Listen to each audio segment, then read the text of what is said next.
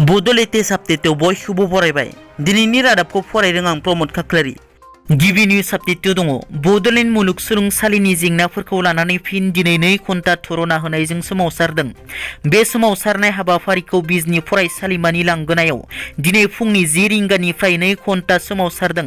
दुलाराय बर' फरायसा आफादनि दैदेननायाव बड'लेण्ड मुलुगसोलोंसालिनि सिङाव थानाय फरायसालिमाफोराव अरायथा रेजिस्ट्रार थिसननांगौनि थाखाय 2 घन्टा धरना होयो।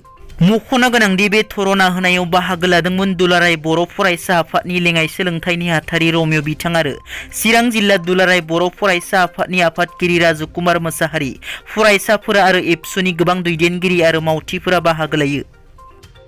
बर' सावथुन मुलुगनि मुंदांखा फावगिरि थाख्लाय नार्जारी बिथाङा किडनियाव अन्थाइ जानायनि जाहोनाव अपारेशन खालामनो थाखाय रंगियानि स्वास्थ्य देहा फाहामसालियाव बिथांखौ थिसननाय जादोंमोन।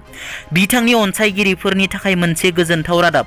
थाख्लाय नार्जारी बिथांनि अपारेशना मोजाङै मोजां जाफुंसारबाय होनना खौरां मोननाय जादों। बिथां थाख्लाय नार्जारीनि देहा फाहामथाय लानायाव बिटिआरनि गाहाय प्रमद बर' बिथाङा रांनि मदद होदों होनना खौरां मोननाय जादों। गसाइगाव फरायसालिमानि इंराजि आयदानि बिबुंगोरा जयनाल आबिदिना गावनि फरायसुलिखौ रांनि रुबैथि होनानै आथोनारि सोमोन्दो लाखिनो नागिरनाय मोनसे अडिअ'आ भाइराल जानायनि उनाव बिबुंगोरानि हेंथायै मैया फरायसालिमानि फरायसाफोरा 2 घन्टा खुद्रिसारनाय हाबाफारि लाखांनायनि उनाव फिन दिनैबो फरायसाफोरा बिबुंगोरा जयनाल आबिदिनखौ गोख्रों साजा होनायजों लोगोसे फरायसालिमानिफ्राय सासपेनसन जानांगौनि आरो जेसेबांखिनि सार्भिसआव जयनाल आबिदिना एंगेज जानानै दंमोन बेखौ थाबैनो बोख्लायनांगौ आरो गसाइगाव फरायसालिमायाव जायगा मोननो नाङा होनना बिबुंगोरानि हेंथायै धरना होयो। लोगोसे थाबैनो फरायसालिमानिफ्राय बोखारनो थाखाय गुरायुं डक्टर कुमुद रन्जन बसुमतारीनिसिम गोसोखां बिलाइ गथायो।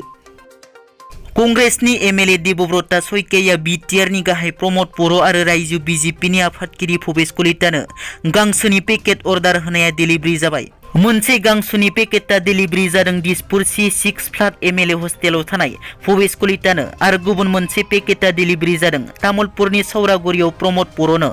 एमएलए देबब्रता सयकिया प्रमद बर' आरो भबेश कलितानो गांसोनि पेकेट दैथायहरदोंमोन अक्ट'बरनि 30 खालार खालि। मानोना थांनाय उफ्रा बिसायख'थिनि सिगां फोसावदिंनाय समाव गिबि मन्थ्रि डक्टर हिमन्त बिश्व शर्माया मोनसे बेरफुसार बिबुंथि लाखिदोंमोन। प्रमद बर'नो जुदि दाना जाहैयोब्ला ट्रेक्टरनो जुदि दाना जाहैयोब्ला सानफ्रोमबो 22 लिटार गाइखेर नोंथांमोना मोननो हागोन। नोंथांमोना कंग्रेस इउडिएफ नांगोल हानजानो जुदि भट होयोब्ला बिसोर दाना जागोन नाथाय गाइखेर होनो हाया। बेरेखा दोलोनि एमएलए जाहाथे बांसिन गाइखेर मोननो हायो बिनि थाखाय गिबि मन्थ्रिनि बिबुंथिखौ नोजोर बोनानै प्रमद बर' आरो भबेश कलितानिसिम सासेयाव 4 केजियै गांसोनि पेकेट दैथायहरदों। बावैसो सान सिगां बाक्सा जिल्लानि सिङाव थानाय निस्लामारियाव मैदेरनि गाग्लोबनायजों जिउ गोमानाय दुखुथिया नखराव बिटिआरनि गाहाय प्रमद बर'नि आगान। बिटिआरनि गाहाय प्रमद बर' बिथाङा दुखुथिया नखराव नुजाथिहैनानै खौरां लाहैनायजों लोगोसे नखरनो नांगौ बायदि गासिबो मददखौ होगोन होनना खोथा होयो। बिथांजों लोगोआव बिटिसिनि बुंथिगिरि कातिराम बर'आबो दंफायोमोन। दिनैनि रादाबा एसेनोसै।